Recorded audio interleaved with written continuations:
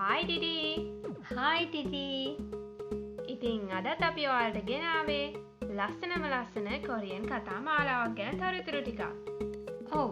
ඉතින් මේ ඩ්‍රාමා එකේ නම තමයි Tale of the Nine Tailed කියන්නේ.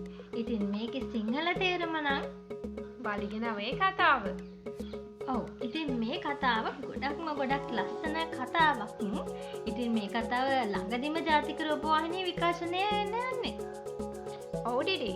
ඇත්තටම මේ කතාව එපිසෝඩ් 16කින් සමන්විතයි. ඒ වගේම මේ කතාව කොරියාව විකාශනය වුණේ TVN නාලිකාව ඔස්සේ. ඔව්. මේ කතාවේ පළමු විකාශය වෙලා තියෙන්නේ 2020 10 වෙනි මාසේ 7 වෙනිදා. ඔව් ඩිඩි. ඒ වගේම මේකේ අවසන් විකාශය වුණේ 2020 12 වෙනි මාසේ 3 වෙනිදා. ඉතින් මේ ලස්සන කතාව නාට්‍ය ආදර ත්‍රාසජනක ක්‍රියාදාම ප්‍රබන්ධ යෞවන කතාවක් විදියට තමයි ප්‍රේක්ෂකයාට මේ කතාව හඳුන්වා දීලා තියෙන්නේ. ඔව් ඩිඩි. ඇත්තටම ඩිඩි කියන්න ඕන දෙයක් මීට කලින් ජාතික රූපවාහිනියේ විකාශන වුණු කතා අතර වෙනස්ම කතාවක් තමයි මේ Tale of the Nine කියන්නේ. ඔව් ටිටි අනිවාර්යෙන්ම ඉතින් මේක ගොඩක් ෆැන්ටසි ඩ්‍රාමා එකක්. ඒ වගේම මම නම් ටිටි ගොඩක් ආසයි මේ ඩ්‍රාමා එක බලන්න. ඔව් ඩිඩි මාත් ගොඩාක් ආසාවෙන් බලන් ඉන්නේ මේ කතාව විකාශය වෙන දවස වෙනකම්. ඔව් අපි එහෙනම් වැඩි වෙලා නොගෙන කතාවේ වෙන්නේ මොනවද කියලා ඔයාලට කියලා ඉන්නම්. ඉතින් ඩිඩි මේකේ මේන් කැරක්ටර් ගැන කතා කරොත් අපේ මේන් කැරක්ටර් එක තමයි ලී යෝන්. ඔව් ඒ වගේම මේ ලියෝන්ගේ ඇත්ත නම තමයි ලී ඩොන් වූ කියන්නේ. ඒ වගේම ඊළඟට අපේ කතාවේ ෆීමේල් කැරක්ටර් එක තමයි ජීහා කියන්නේ. මෙයාට පනපවන්නේ ජෝබෝ ආ.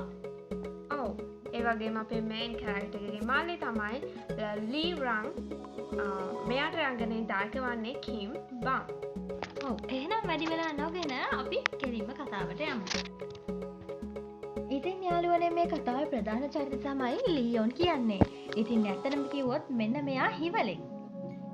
ඉතින් ඩිඩි මේ හිවලුන්ට පුළුවන් වයස අවුරුදු 100 සම්පූර්ණ වුණාම රූමත් කාන්තාවක් බවට හෝ එක් අයෙකුට ආදරය කළ හැකි පිරිමියෙක් බවට පත් වෙන්න පුළුවන්.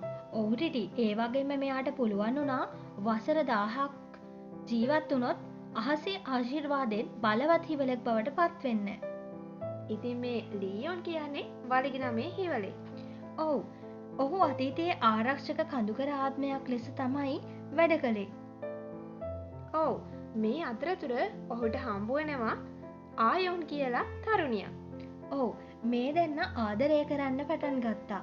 ඉතින් මෙන්න මේ ආයෝන් කියන තරුණිය රජතුමාගේ දියණිය. ඔව් මෙන්න මේ කාල අතරතුරදී ලියෝන් ආයෝන්ට රතු කුඩයක් පරිත්‍යාග කරනවා. ඔව් ඉතින් මේගොල්ලෝ ආදරෙන් කාලයක් ගත කරත් කාලයක් යනකොට මේ තරුණියගේ ශරීරයේ සිටින දුෂ්ට ආත්මයක් නිසා ලියෝන්ට සිදු වුණා ඇයව මරා දමන්න. ඉතින් ඩිඩි ඇය සමුගන්න වෙලාවේ ඇයව අනාගතය හඳුනා ගන්න ඉන්ද්‍රජාලික නයියාපබළුවක් ඇයට ලබා අපේ channel එක subscribe කරලා යන්න. bye bye